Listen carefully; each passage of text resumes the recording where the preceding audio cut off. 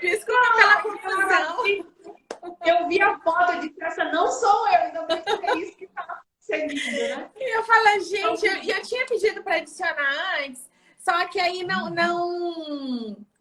aí eu falei, uai, mas não usou. Eu falei assim, acho que ela não deve saber que sou eu. Pois é, eu estava certo. Que bom, então. Então vamos, assim, começar a nossa gravação para o canal Bate-Papo com a Cleo. É um canal que vai fazer agora nesse final de mês 2 meses, mas graças a Deus está crescendo. A gente pede ajuda, né, das pessoas para crescer esse canal. A nossa vontade de fazer a live no canal, mas infelizmente só vamos conseguir fazer live por lá quando tivermos 1000 inscritos. Eu moro aqui em Santo Antônio Descoberto, no Goiás, em torno de Brasília, e comecei a fazer vídeos. Eu coordeno uma escola, hoje sou professora, dentro da pandemia. Até então, por isso que tivemos tanto problema, que eu não tinha rede social. Até agora estou aprendendo, principalmente em relação ao Instagram, que eu acho muito difícil de lidar com o Instagram. Tem coisa que eu não posto lá justamente pela dificuldade. Então, o objetivo nosso aqui hoje, Renata, é de gravarmos, como eu falei no início, para o canal Bate-Papo com a Cleo. Nós iremos falar sobre saúde. Saúde na perspectiva do fonoaudiólogo, que é um profissional assim, de suma importância, principalmente envolvendo os nossos estudantes, as nossas crianças. Nós iremos falar sobre dislexia. Mas antes de falarmos, de passar a palavra para você, eu quero convidar as pessoas, se inscrevam no canal, deixe seu like, ative o sininho, se puder, compartilhe o nosso link. A Renata Monteiro, ela é fonoaudióloga, né, para a Secretaria de Saúde do DF, mestra e doutoranda em Ciência do Comportamento pela UNB, ou seja, seu currículo, né, dispensa a apresentação. Eu vi a sua página no Instagram, uma página assim, com muitas informações sobre a dislexia, com curso também que você ministra, não é isso? Sobre a dislexia, ou seja, assim, agradeço muito e agradeço a você por essa oportunidade do nosso canal, que é tão simples, né? Os seguidores ainda estão um pouco Imagina! Assunto esse que é de suma importância para todos nós que temos criança, que vivenciamos as situações de escola. Porque percebemos que, às vezes, a dificuldade de um aluno é atribuída a várias situações, menos a dislexia, não é verdade? Então, eu gostaria que você falasse um pouquinho mais sobre o seu trabalho e dissesse assim, qual é o papel de um fonoaudiólogo? Sim, bom, né, como você falou, fiz mestrado na Universidade de Brasília, estou fazendo doutorado. Eu sou fonoaudióloga na Secretaria de Saúde do DF. Então, eu trabalho em um ambulatório de linguagem da atenção secundária de saúde, né, que a gente entra já dentro da patologia, que no meu caso, como é linguagem, não é bem patologia, são transtornos do neurodesenvolvimento. Então, eu trabalho com a fala, leitura e escrita no ambulatório. Isso inclui a dislexia, que é minha grande paixão. Fora da Secretaria de Saúde, eu trabalho quase que exclusivamente com dislexia. Eu tenho um ou outro paciente que não são disléxicos, mas as dificuldades são muito similares, né? A dislexia, porque a minha paixão mesmo é pesquisar, trabalhar com a dislexia. Mas o que é a dislexia? O que é uma pessoa que tem dislexia? Então, a dislexia é um transtorno do neurodesenvolvimento, né? Então, ela acompanha todo o neurodesenvolvimento.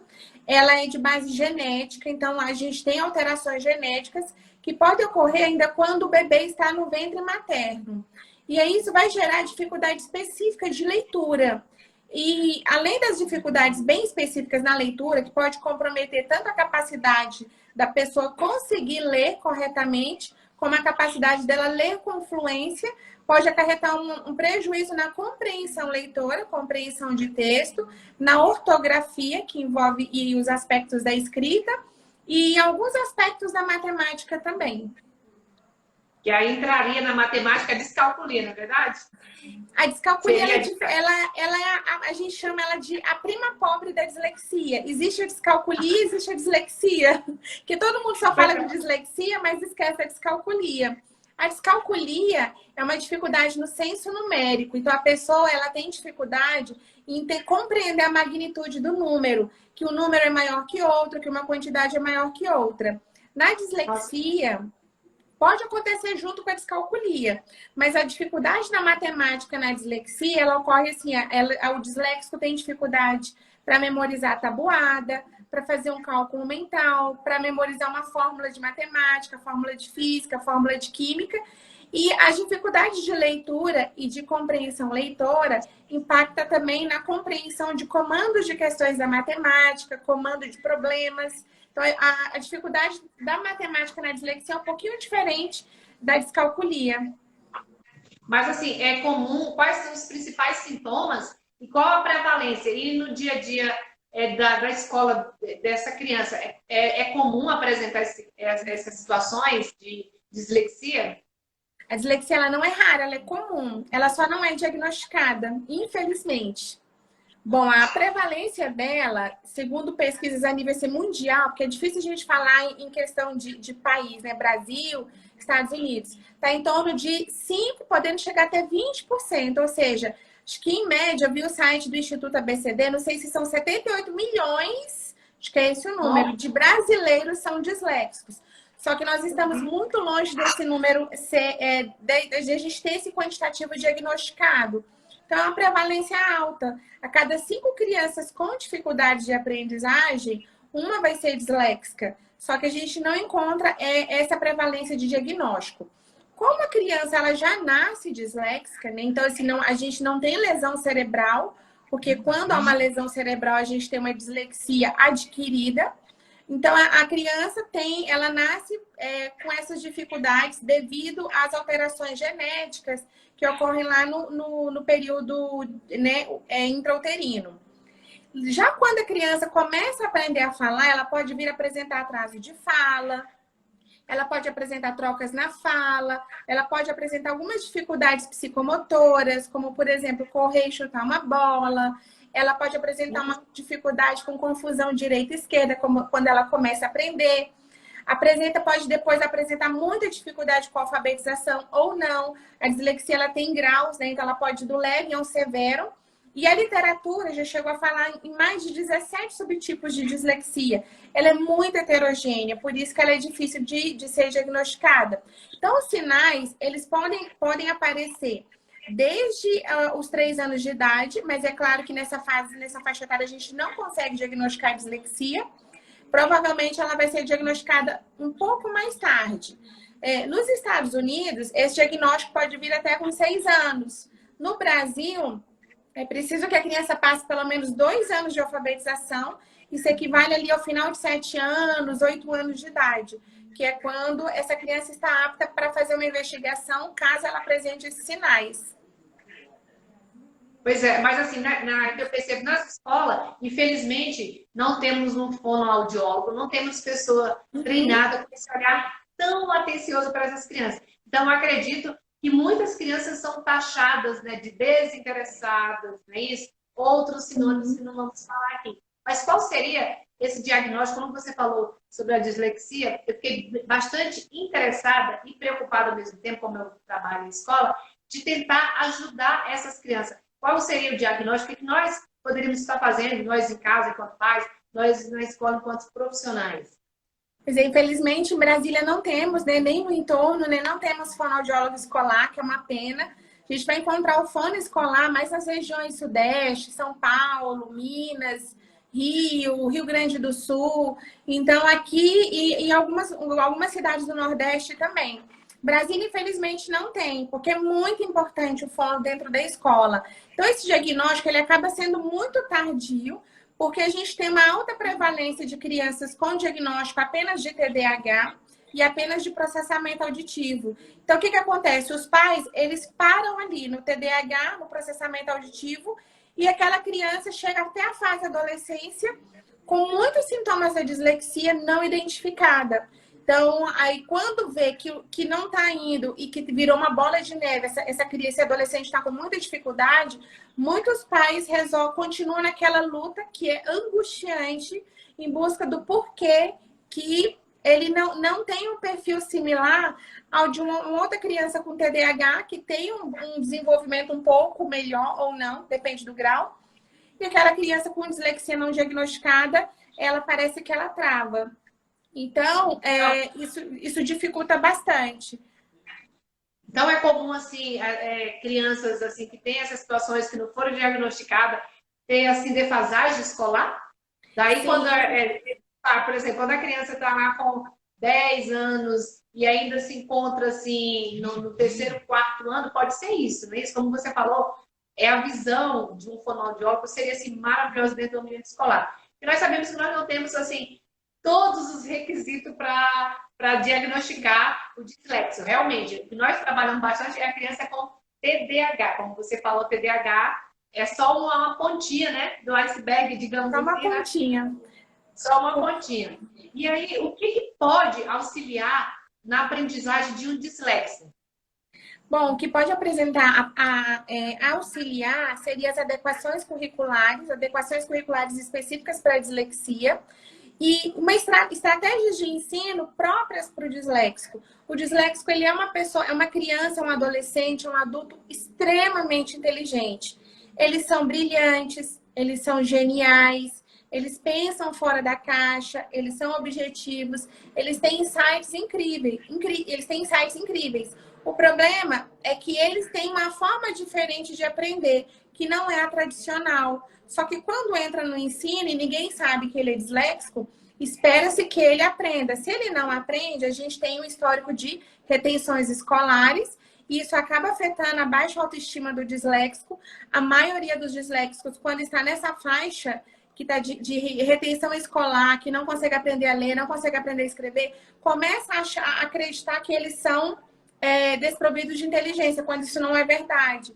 Então, isso vira uma bola de neve, não só no meio acadêmico, mas no âmbito emocional, comportamental também. Então, acaba que precisa ir para fora, procurar ajuda de fora, para poder que essa criança, esse adolescente sejam avaliados. O problema é a questão do conhecimento dos profissionais fora também da escola, né? Os profissionais que trabalham em ambulatório, clinicamente, precisa conhecer a dislexia, precisa entender a dislexia para poder diagnosticar, porque um TDAH pode ocorrer com a dislexia. Tem coisas que parecem muito. Um transtorno do desenvolvimento da linguagem, da mesma forma. Uma deficiência intelectual, da mesma forma. Um processamento auditivo, da mesma forma. E às vezes a dislexia está ali subentendida, escondidinha e ninguém percebe. E diagnosticar a dislexia faz muita diferença. Então, precisa de uma avaliação com fonoaudiólogo, com psicopedagogo, com psicólogo especializado em neuropsicologia, com o neuropediatra, um exame de processamento auditivo. Às vezes precisa passar por um otorrino, um oftalmologista, um psiquiatra, um geneticista, porque ele é um diagnóstico de exclusão. Eu preciso excluir outros transtornos que geram dificuldade de aprendizagem e ver se dentro daquele perfil aquela criança se encaixa em dislexia. Porque problemas emocionais, problemas socioeconômicos, problemas familiares, inadaptação ao método de ensino também pode gerar dificuldade de aprendizagem e não ser uma dislexia. Tudo isso dificulta muito e quem perde é o aluno. Nós sabemos que em relação ao aprendizado, cada criança aprende em momentos diferentes. Não dá para trabalharmos, a criança tem a idade, ela já tem que saber tudo aquilo. A nossa aprendizagem vem em momentos diferentes. E como você falou assim, dentro desse contexto, tem dislexia, tem o TDAH, eu gostaria que você tenha uma mãezinha até aqui falando, que eu estou vendo aqui, que é justamente o que o filho dela está passando. Chora muito e não gosta de escola. Nós sabemos sim que, infelizmente, essas situações, quando o aluno não gosta de escola, quando o aluno chora, quando o aluno está passando por alguma dessas situações, é o momento de quê? Ligarmos no pisca-alerta. Por que meu filho não está indo à escola? O que está acontecendo? Porque a escola, infelizmente, é um lugar maravilhoso. Mas, infelizmente, também é um lugar onde, principalmente a criança, né, dos primeiros anos, sai da família que tem todo aquele acolhimento, vai para a escola, começa o processo de socialização, digamos assim, né? Então, lá, onde ela vai vivenciar também diversas situações, as quais podem deixá-la inibida, podem deixá-la em situações de sofrimento mesmo, não é isso? Então, Renata, eu gostaria que você falasse assim, um pouquinho diferenciar dislexia, TDAH, para então, vendo pessoas aqui perguntando, que seria interessante. Eu estou, assim, encantada, porque eu não sabia dessas informações. Muito obrigada mesmo. Ok, a minha paixão é dislexia. Eu Tem amo 14 dislexia. anos. A mãe está dizendo aqui que o filho tem 14 anos, ele é muito devagar e escreve mais ainda. Mas o que fazer para ele escrever mais rápido? A mãezinha está perguntando aí na live. Então, como ele está lendo devagar, escrevendo devagar, provavelmente ele tem dificuldades com as habilidades fonológicas. Então, o cérebro, o processamento da informação no cérebro, ele funciona em etapas, né? Que às vezes ninguém sabe como isso acontece. Geralmente, quem estuda é quem faz pesquisa, né? Que vai adentra profundamente nesse âmbito do processamento da informação. Então, o cérebro, para que o cérebro possa ler, ele não vai ler letras, ele vai fazer a conversão das letras em sons. Então, porque a saída da leitura é a fala. Por mais que eu leia de forma silenciosa, eu acabo fazendo subvocalização interna. Então, precisa acessar o código dos fonemas. Quando a criança lê devagar, ela não passou dessa etapa, onde o cérebro vai converter letras em sons. E aí, depois disso, as palavras são armazenadas num dicionário mental que nós temos no cérebro, que é chamado de léxico mental. É um tipo de memória, né? Então, quando eu bato o olho num material escrito, o meu cérebro já resgata o nome daquelas palavras automaticamente para que eu possa ler com fluência. Quando o disléxico tem dificuldade no sistema fonológico, às vezes ele não consegue nem sair dessa etapa de fazer relação de letras e sons e as palavras não são armazenadas. Então, ele precisa fazer muito esforço para fazer isso. Então, ele vai ler, por exemplo, a frase: eu vi uma bola caída no chão. O cérebro vai tentar fazer: eu vi uma. Isso é a leitura lentificada, ou seja, ele está lendo pela via fonológica, que é a via que as crianças começam a ler lá no comecinho da alfabetização, às vezes na pré-alfabetização, porque o sistema fonológico não funciona. Então, precisa trabalhar com as habilidades fonológicas, muitas vezes precisa trabalhar com o vocabulário para ver se essas palavras conseguem ser armazenadas, tentar fazer uma intervenção de forma que ajude o cérebro a fazer o que ele não está conseguindo. Muitas vezes tem dificuldades com memória, a gente tem vários tipos de memória que atuam especificamente em conjunto nessas habilidades de leitura e escrita. E no disléxico, muitas vezes, essas memórias também estão alteradas. Então, precisa fazer um trabalho em cima disso para que ele possa ler e escrever melhor. O disléxico, ele pode ler, ele pode escrever. Ele precisa de um ensino estruturado, de uma intervenção adequada. Renata, eu já tive a minha filha já com uma certa idade, então eu ficava assim, observando cada fase, cada etapa para saber se tinha alguma situação que não estava de acordo. E além de fazer as consultas normais a pediatra, eu acompanhava também a carteirazinha lá de vacinação. Não tem todas as informações? Com um ano a criança tem que fazer determinadas situações, 2 anos. Você acha que é interessante assim nos pautarmos? Porque se a criança não consegue vestir o seu próprio sapato, determinada idade, já são situações que devemos assim nos preocupar? Sim, sim. Isso são coisas até mesmo que a gente levanta na anamnese. Por exemplo, uma anamnese de dislexia, ela não dura menos de 1 hora. Às vezes ela chega até 2 horas ali de entrevista com os pais, onde é preciso perguntar justamente isso. Se teve um probleminha ali durante a gestação, se teve uso de medicamentos, se teve queda, se essa criança foi amamentada no seio, se o Apgar estava normal, aqueles índices, né, do primeiro minuto, do quinto minuto, não tem importância não, do nascimento, o tamanho do perímetro cefálico, o tamanho da cabecinha. Você tinha perguntado sobre sinais assim que são importantes relacionados desde quando a criança nasce, né? E eles são muito importantes. Então, uma anamnese de dislexia, quando essa criança vem para avaliação, ela, por exemplo, a minha não dura menos de 1 hora, às vezes chega até 2 horas. Dados até relacionados a perímetro cefálico, se foi amamentado no seio, se tinha dificuldade psicomotora, se demorou a sentar, se demorou a andar, se demorou a conseguir enrijecer o pescocinho, tudo tem que ser perguntado. Por quê? Casos de TEA leve, autismo leve, confunde muito com dislexia. Por mais que o DSM-5 me traga isso como comorbidade, eles são coisas distintas, não são a mesma coisa. Seria muito pesado eu colocar um diagnóstico de autismo junto com dislexia. Então, o diagnóstico, você ver esses sinais é muito importante para você poder fazer a exclusão. Então, a dislexia é um diagnóstico de exclusão.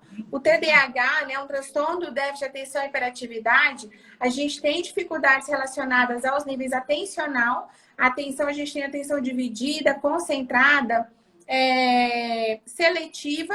ou uma hiperatividade, né? Que isso pode impactar ou não na aprendizagem escolar. Eu sou TDAH, mas eu não tenho dificuldades de aprendizagem. Eu tenho umas dificuldades pontuais ligadas ao transtorno.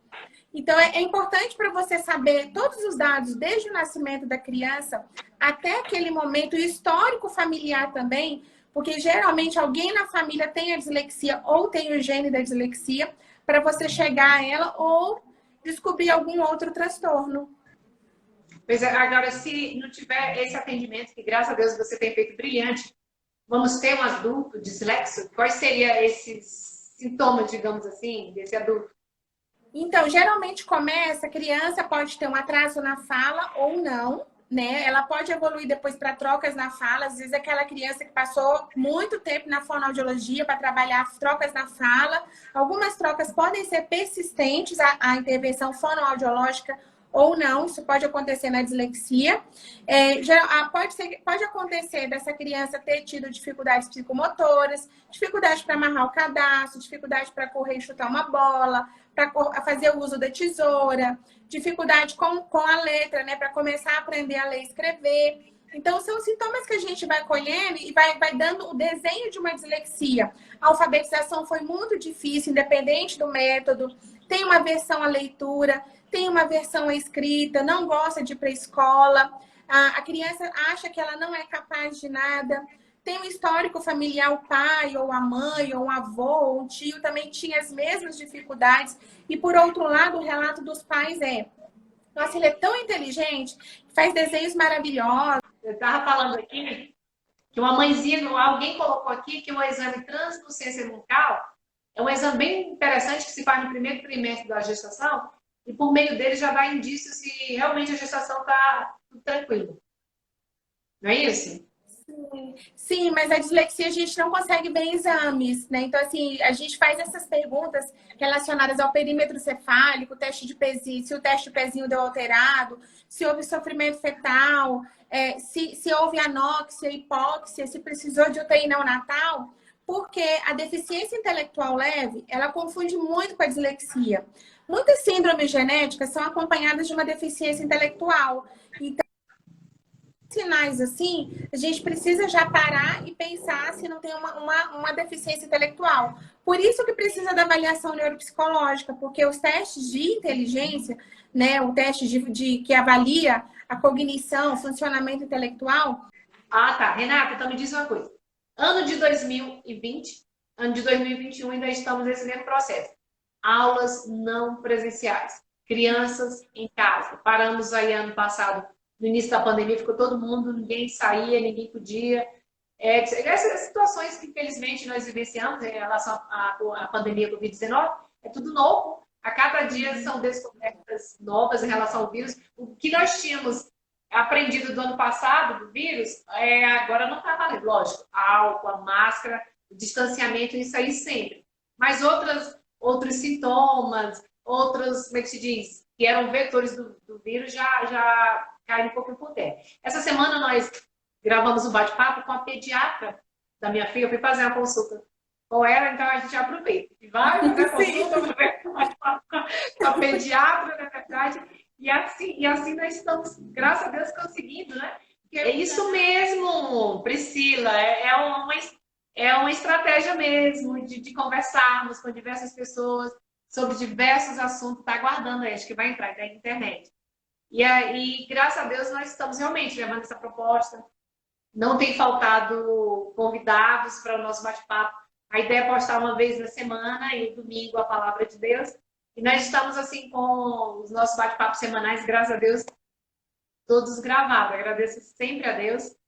Agradeço a vocês que têm nos ajudado, acompanhado. Deixa eu ver se a Renata entra novamente para falar sobre esse assunto que, infelizmente, nos deparamos diariamente e não tínhamos a informação de como ajudar essas crianças. Então, por meio... Deixa eu convidar de novo aqui enviar a solicitação para ela. Tomara que ela consiga entrar agora. E aí, se vai entrar. Voltei. Voltei. Então, pode assim, Renata, dislexia e déficit intelectual podem coexistir na mesma pessoa? Não, não pode coexistir. São totalmente diferentes. O déficit intelectual ele já vai acarretar dificuldades na leitura e escrita próprias do déficit intelectual. Então, tem um funcionamento cognitivo alterado. Isso vai impactar na leitura e na escrita. Só que quando a gente tem o déficit intelectual leve, às vezes os sintomas se assemelham muito com a dislexia ali no campo, no campo da leitura e da escrita, da matemática. Só que na deficiência intelectual, geralmente a criança ela não tem autonomia. Há uma dificuldade muito grande com a autonomia. Ela sempre precisa da mediação do outro, até mesmo porque há dificuldade de compreensão. Na dislexia, já é um pouco diferente. São crianças inteligentes, são crianças brilhantes, e a dificuldade é específica na leitura. Ela abre um leque para as outras habilidades de leitura, de escrita, de matemática e tudo mais. Crianças com dislexia, com dificuldade que ela é uma dificuldade de linguagem, mas com dificuldade de vocabulário, também pode ter dificuldade para compreender alguns aspectos da comunicação. Mas é muito diferente da deficiência intelectual quando você tem um conhecimento e quando você avalia, você já percebe que são transtornos distintos. Eu nem gosto muito desse nome transtorno, né? Mas isso veio do DSM-5. Que bom. Então, assim, como eu estava falando, a sua internet travou. 2020, pandemia, aula não presencial, crianças em casa.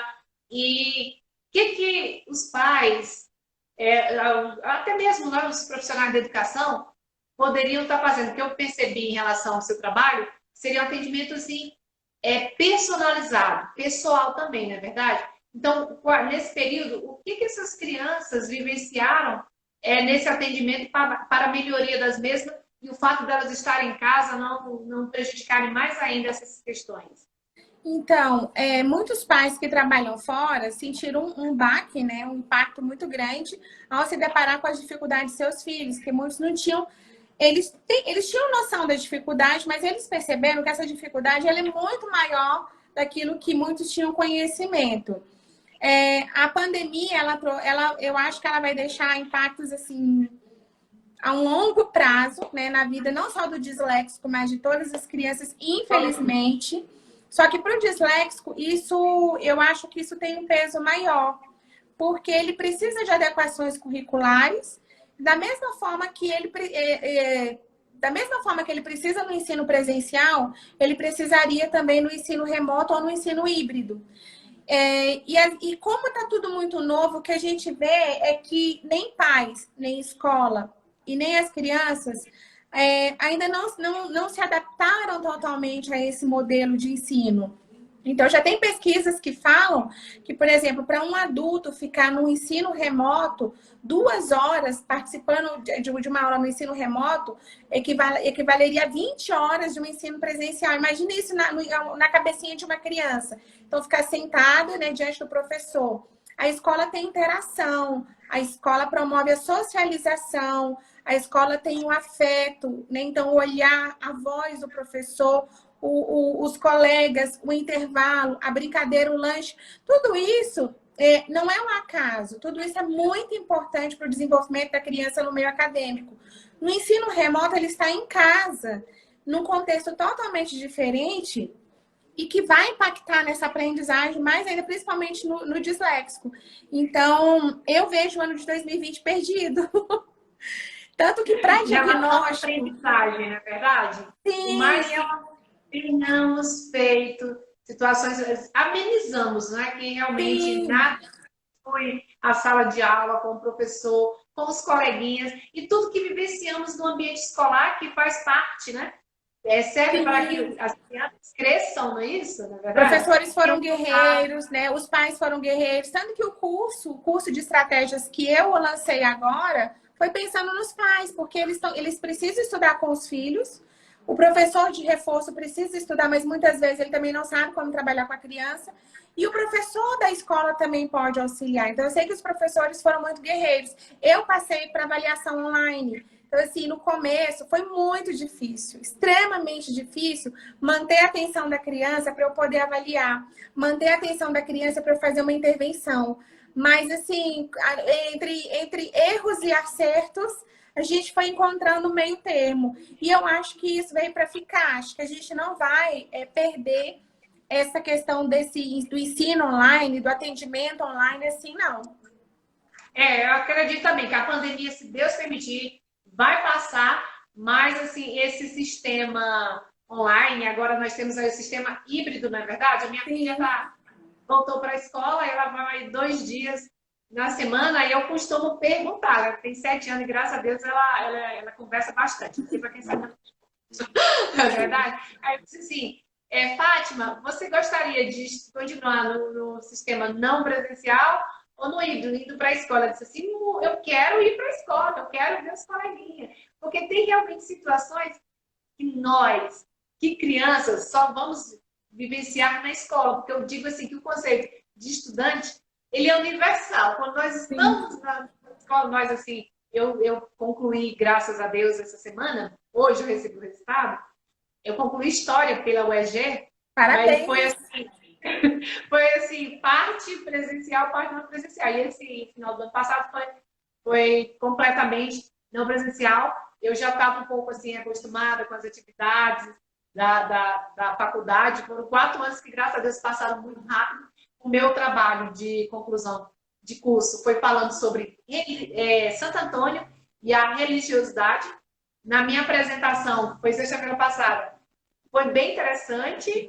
Eu precisei só refazer alguma parte da escrita. Ou seja, estudar é algo muito interessante. Traz conhecimento. Hoje aqui contigo, eu estou assim encantada, que eu estou aprendendo muito, porque nós, enquanto educadores, né, enquanto servidores da educação, temos sim que ter esse olhar atencioso. Infelizmente, nós não temos um fonoaudiólogo na escola, e muito menos no gabarito da Renata, né, doutoranda pelo NB, para ver essas situações. O que nós vemos crianças que estão em situação de defasagem, e elas têm várias outras, atribuem, aliás, a essas crianças várias outras situações, menos a dislexia, não é verdade? São crianças Sim. que, infelizmente, elas vivenciam situações muito difíceis, não só na escola, mas também dentro de casa. Ano passado, como elas passaram, como ficam mais tempo dentro de casa, os pais começaram a dizer o que eu vou fazer. Sim. E os pais são muito importantes na vida do disléxico. Então, assim, a coluna, muitas vezes, de sustentação do disléxico é o pai, é a mãe, é o irmão, é um tio, é um primo. Às vezes, o professor, como no filme Estrelas na Terra, para quem não assistiu, eu recomendo que veja. O professor foi o grande anjo na vida daquela criança. Então, assim, o disléxico sempre vai contar com o anjo ali ao lado dele para ajudar. E com relação a essa questão socioeconômica, né? Então, eu atendo a população do Sol Nascente, né? Para quem não sabe, é a segunda maior favela da América do Sul. E Nossa, eu não ali, sabia. não, é a segunda maior favela horizontal da América do Sul. Então, ali eu tenho crianças com dislexia dali. Apesar das dificuldades socioeconômicas, são crianças brilhantes e inteligentes. E você vê ali, o pai é brilhante, a criança é brilhante, e o outro irmão não tem dificuldade nenhuma, apesar das dificuldades socioeconômicas. Então, às vezes a gente ouve falar assim, mas o problema é esse, não é a dislexia, mas não é. A dislexia, ela ocorre em qualquer nível social. Só que lá no ambulatório onde eu atendo, eu recebo adolescente de 16 anos que não sabe ler e que ninguém deu conta disso. Então, quando a gente vai avaliar e fala, nossa, isso é uma dislexia, ou não, isso é um déficit intelectual, não, isso é um TDAH. Então, são crianças com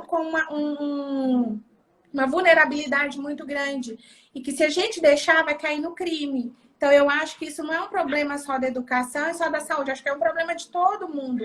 Então eu acho que esse seu trabalho de conscientizar é importante, muito importante por causa disso. E eu vou divulgar o máximo que eu puder. Que bom! E olha só, para esse bate-papo, eu tenho um outro, nós fizemos um bate-papo com a psicopedagoga aqui do município, muito interessante, faz um trabalho também fantástico de atendimento. Então, seu bate-papo com o dela vão casar assim, nesse sentido.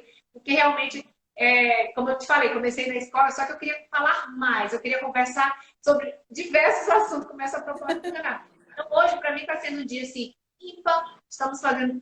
Eu já participei de outras lives como convidar, mas estamos assim, fazendo a primeira live do canal, que Deus permite que consigamos os 1.000 inscritos, que quem está aqui, temos assim 20 pessoas, eu achava que nem ia entrar ninguém, que nós não divulgamos, assim, né? E essas pessoas aqui, ajude a divulgar o canal, compartilhe o link. Da semana que vem a gente vai colocar esse bate-papo no canal com a Renata. Ou seja, são assuntos muito interessantes, porque nós percebemos que as crianças que, infelizmente, têm dislexia, elas sofrem na escola, elas são chamadas de estressada, que não é verdade? Não vamos nem falar sobre outros adjetivos aqui, que seria bem difícil. Então, se todos nós, pais, educadores, tivermos olhar, quando a criança está em qualquer situação, com certeza nós vamos ajudar nossas crianças, né? Porque esse é o nosso objetivo, né? Que as nossas crianças, que os nossos estudantes aprendam. E o dislexo tem também essa oportunidade de aprender. Como você falou, eles são muito inteligentes, não é isso? Sim, a gente tem Steve Jobs é disléxico, Spielberg é disléxico, Tom Cruise é disléxico. Spielberg descobriu aos 50 anos de idade. Aí ele achou que ele não conseguiria fazer a faculdade, desistiu da faculdade para fazer filmes. E aí resolveu fazer uma avaliação, descobriu o que era e voltou para a faculdade. Né? Einstein é disléxico. Então, assim, pessoas brilhantes. Quem volta? Quem é? Einstein. Einstein. Albert Einstein. Sim. Então, assim, a gente tem muitos casos de pessoas por trás do disléxico. Sempre tem uma história de sucesso. Eu vejo lá na página, às vezes, tem muitos adultos que são disléxicos e que ainda estão ali encolhidinhos. Eles ainda são pedra bruta. Não foram lapidados, porque o disléxico ele é um diamante raro. Só que todo diamante precisa ser lapidado. E eu vejo que a vida e as dificuldades não promoveram essa lapidação. Então, eles chegam assim, achando que eles não são capazes. Eu vou conversando, vou fazendo perguntas. Eu falo, gente, que pessoa brilhante. Ela não sabe o potencial e a capacidade que ela tem. Tem uma pesquisadora americana renomada, Marianne Wolf, que ela fala que os grandes feitos da humanidade foram feitos por um disléxico. Eles passam muita dificuldade na vida acadêmica, eles enfrentam a dislexia durante toda a vida acadêmica. É como se estivesse subindo uma montanha, sem corda, sem roupa especial, e tem que chegar lá no topo com as próprias mãos e os próprios pés. Quando chega no topo, é o sucesso. Mas é muito bom mesmo, né? Que bom, né? Esse bate-papo aqui. Eu quero até convidá-la nesse formato assim, virtual, digital, eu sempre troco um dos dois, não é isso? Dá para estarmos em qualquer lugar, não é verdade? Sim. E aí eu quero convidá-la para estarmos fazendo uma live com os servidores lá da minha escola sobre os assuntos que mais estão precisando de conhecimento, precisando ser trabalhados, não é isso? Infelizmente, as nossas escolas não estão preparadas para receber esses alunos, não é verdade? Nem todas as escolas, principalmente as escolas não têm esse aparato de profissionais para identificar desde o primeiro momento que o dislexo chega na escola. Se tivéssemos, com certeza, nós conseguiríamos ajudar mais e mais, né? Essa situação. Isso. Eu espero que essa situação mude, porque assim, a gente tem uma pessoa da Faculdade de Fonoaudiologia da Universidade de Brasília, tem uma professora, Vanessa Martins, ela conseguiu a aprovação de um projeto dentro da fonoaudiologia escolar. Então, eu entrei no projeto com ela, nós estamos indo para uma escola lá da Ceilândia fazer um trabalho de resposta de intervenção com as crianças. Depois desse trabalho, eu espero que isso se abra para a fonoaudiologia escolar. Nós conseguimos um projeto de lei em 2017. Já existe uma lei no DF que diz que tem que ter nas escolas o fono escolar. O problema é que ele esbarra na questão do tanto de gasto que é disponível para a educação. Mas a pandemia veio e a gente deixou o projeto parado. Mas vamos lutar para conseguir botar a equipe dentro das escolas. Que bom. Renata, eu gostaria que você falasse um pouquinho dos cursos que você ministra, né? Na área de dislexia, quase não sai a palavra agora, não é verdade? Sim, bom, eu sempre, estou há anos fazendo curso de avaliação para dislexia, né? Eu faço esse curso para fonoaudiólogo, psicopedagogo, psicólogo. O ano passado eu dei o primeiro curso de intervenção para dislexia e por causa da pandemia eu vi que havia necessidade desse curso para pais e professores, porque ninguém fala nos pais e nos professores, só que o disléxico precisa deles. Então, eu peguei os conhecimentos da fonoaudiologia, da psicologia, né, do meu mestrado, os conhecimentos da psicopedagogia. Eu fiz psicopedagogia, eu só não concluí, mas só faltou apresentar o trabalho. Mas aí deu um problema, eu não terminei. Peguei um pouco de conhecimento com os estudos relacionados ao ensino estruturado. Por mais que eu seja fonoaudióloga, muitas vezes eu tenho que entrar no ensino com o disléxico dentro do consultório. Então, eu fiz um trabalho pensando no disléxico, em tudo que eu observei. Trabalho com dislexia há mais ou menos 21 anos. Então, tudo que eu já observei, eu transformei nesse curso de estratégias de ensino. Eu acho que é uma forma da gente multiplicar, porque muitas pessoas me procuram no Instagram falando que na cidade deles não tem fono, não tem psicopedagogo, e o disléxico está ali com o pai, que às vezes não sabe o que fazer. Então, eu acho que a gente tem que oferecer condições para todos. Então, a única forma que eu consigo, né, que eu consigo fazer com isso é oferecendo esses cursos para que eles possam trabalhar. Sair um pouquinho da fonoaudiologia e entrar numa questão de ensino estruturado, que é muito utilizado nos Estados Unidos.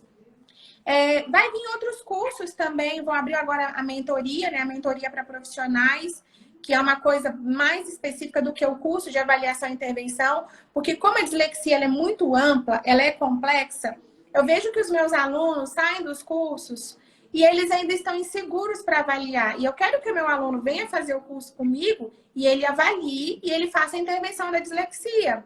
Eu não nego conhecimento para ninguém. E eu também não sei tudo, eu sempre estou aprendendo. Mas eu acho que com a mentoria eu vou poder, não só eu, mas como um grupo, a gente vai poder enxergar realmente o que é a dislexia, como fazer e como melhorar. Aí vai sair a mentoria e vem outros cursos por aí também. É bom, né? Porque as nossas escolas, não é? Já diz, né? Matricular o aluno na escola regular, não é verdade? Sim. Então, a escola regular ela precisa realmente ter um aparato para ajudar esse aluno. E como é que a gente faz para participar desses cursos? É virtual? Como que é? Então, vai ser virtual, né? Agora com a pandemia, o ano passado eu só fiz curso virtual. O último curso presencial foi em 2019. Mas eu acho que esse formato virtual, ele alcança um número maior de pessoas. Nem todo mundo podia vir para Brasília, né? Então, quando eu abri o curso presencial, as pessoas falavam assim, ai, não abri virtual. E assim, eu tentei colocar o virtual de uma forma que ele pudesse ser bem aproveitado. Então, esse curso agora não vai ser vitalício, porque eu acho que as coisas podem mudar, estratégias podem surgir. Então, meus cursos são sempre assim, eles nunca são os mesmos, por mais que o conteúdo seja o mesmo. Que maravilha, então. Assim, o canal está de portas abertas, com certeza, então eu vou te incomodar mais um pouquinho. Fica só à disposição. Está maravilhoso, as pessoas aí estão falando, estão elogiando. A gente agradece. Não esqueça, precisamos de 1.000 inscritos. Vamos fazer a campanha aí, ajude o canal Bate-Papo com a Cleo. Tenho certeza que todo mundo aí, Deus já está assim, ajudando bastante. Mas assim, cada um compartilhar o link, dizer assim, um amigo, a gente consegue. Porque esse é o objetivo, realmente, de levar a informação. Como eu sou da área da educação, a minha visão é bem ampla. Aí eu vi também, eu já estava pesquisando sobre o papel do fonoaudiólogo, a gente tem que saber um bocadinho, né? Para poder interagir nesse bate-papo. Aí eu vi que tem diversos aspectos da comunicação humana. Linguagem oral, escrita, fala, voz, audição. Funções responsáveis pela deglutição, respiração e mastigação. Eu fiquei assim, por gentileza, você poderia... Deglutição, respiração e mastigação, onde é que entra o papel do fono? Sim, a fonoaudiologia ela cresceu muito, né? Ela saiu de um curso técnico, né? Era um curso técnico mesmo para uma profissão regulamentada. E devido à grande demanda, então ela foi se subdividindo em especialidades. Essa especialidade relacionada à deglutição, à respiração e à mastigação está relacionada à motricidade orofacial. São os músculos da face, os músculos da boca, né? Que estão relacionadas às funções de mastigar, engolir o alimento, respirar pelo nariz. Geralmente, pessoas que são respiradoras orais respiram pela boca porque tem aquela carninha no nariz, hipertrofia de adenoide, tem muita rinite, tem sinusite alérgica crônica. Então, a boquinha está sempre aberta. Precisa fazer um trabalho junto com o otorrinolaringologista para poder aprender a respirar pelo nariz, né? Depois, se precisar de cirurgia ou medicamento, o fonoaudiólogo entra com exercícios para ensinar. Além disso... Por exemplo, tem adenoide, que tem assim, adenoide entra. Hipertrofia de adenoide. Bruxismo também. Bruxismo também, o fonoaudiólogo vai trabalhar com a musculatura. A deglutição, as pessoas que são mais idosas, né? Que tem demência, que tem AVC, que tem Alzheimer. Então, perde um pouco do reflexo de deglutição, começa a engasgar, pode broncoaspirar, pode dar pneumonia, pode vir a óbito. O fonoaudiólogo vai reabilitar a função de deglutição ou ele vai fazer um monitoramento para dar uma qualidade de vida. Nem sempre é possível reabilitar. Então, o paciente usa GTT, usa sonda no estômago, mas o fonoaudiólogo vai trazer ali qualidade de vida fazendo estímulos com alimentos para que ele possa sentir o sabor dos alimentos. Então, a fonoaudiologia ela é muito ampla, até a neuropsicologia também é uma especialidade reconhecida pela fonoaudiologia.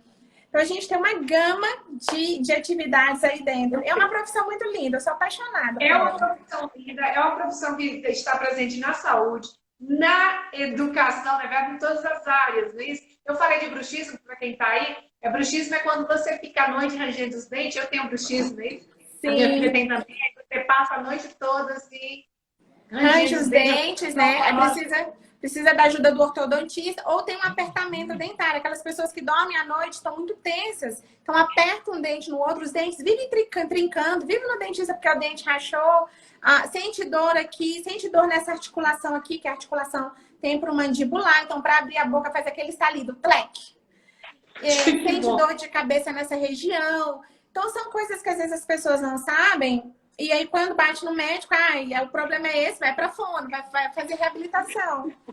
Que bom, então, porque eu aprendi com a psicopedagoga que às vezes as pessoas vão direto ao neuro, não é verdade? Sim. Aí o neuro diz assim, vá na psicopedagoga e não fono primeiro, depois é mais ou menos isso, não é verdade? É desse jeito. Vocês são profissionais maravilhosos. Renata, temos 1 hora de bate-papo, foi tão bom bate-papo que nem vimos o tempo passar. Agradeço, tivemos bastante complicação até chegar aqui, mas Deus sabe de todas as coisas. Agradeço sempre a Deus, primeiramente.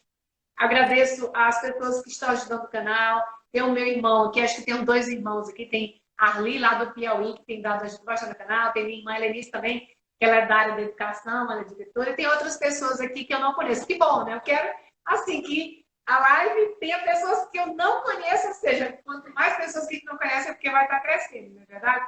E agradeço a ti, que é essa profissional assim de ponta, maravilhosa, simpática também, ou seja, um bate-papo assim maravilhoso. E agradeço sempre, agradeço a vocês aí, olha, nós já tivemos com 20 e poucas pessoas, achei um número bem interessante que ninguém divulgou, na verdade, hoje eu postei um bate-papo, nós divulgamos aí a live, disse assim, não, como é para gravar, a gente não vai divulgar não, vamos colocar no canal. Então assim, obrigada mesmo, eu gostaria que vocês fizessem suas considerações finais.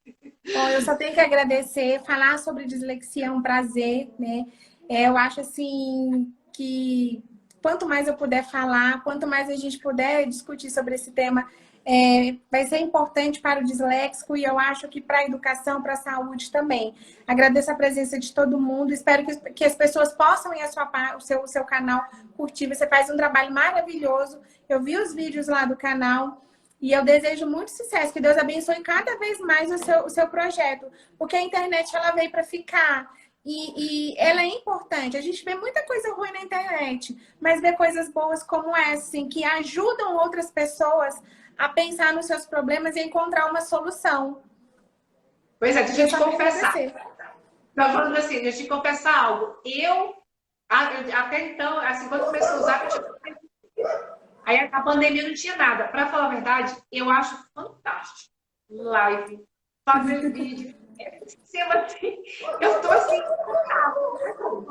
com esse processo. E a minha filha, ela é muito rápida. Ela vai lá, abre muito mais do que eu. Ela abre o aplicativo, ela fala, não, hoje não é aula disso não, mamãe. Hoje não sei o quê. Então, para a criança é um formato que é para ficar. Tem suas vantagens. A criança vai aprender a pesquisar. A criança vai aprender, vai só depender do professor. Então, se formos ver, nós temos, assim, muito a lucrar nesse formato, né? Que Deus possa nos abençoar sempre com saúde, voltarmos à nossa rotina, que não vai ser a mesma, vamos aprender alguma coisa. Isso vai ser bom, né? Então, muito obrigada, Deus, primeiramente a você. A gente vai estar... Obrigada, eu que agradeço. Estão aqui os nossos, não sei como é que chama, quem está aqui conosco seguidores. Amigo. Amigos, seguidores. Seguidores. Gente, eu ainda não estou com essa linguagem ainda muito... Estou aprendendo. Seguidores, pessoal. Vamos aí, ajude, tá no bate-papo. Sim. Obrigada, Deus. Eu que agradeço, Cléo. Tchau.